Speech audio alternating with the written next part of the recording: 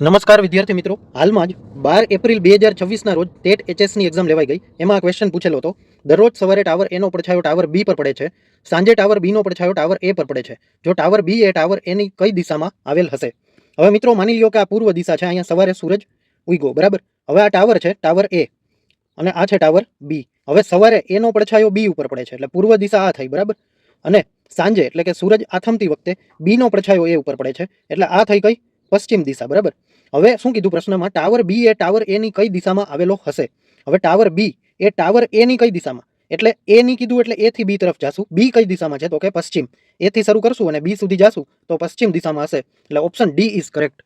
જો મિત્રો આ દાખલો સમજાઈ ગયો હોય તો આ ચેનલને સબસ્ક્રાઇબ કરી નાખજો. અને આજના ડેલી કરંટ અફેરનો ડિટેલમાં વિડીયો યુટ્યુબમાં મૂકી દીધો છે. જો તમે યુટ્યુબ શોર્ટ્સમાં જોતા હોય તો નીચે પ્લે બટન ઉપર ક્લિક કરી અને આજનું ડેલી કરંટ અફેર જોઈ શકાશે. જો ઇન્સ્ટાગ્રામ સ્ટોરીમાં જોતા હોય તો એમાં લિંક મૂકેલી છે, જોઈ લેજો. ધન્યવાદ.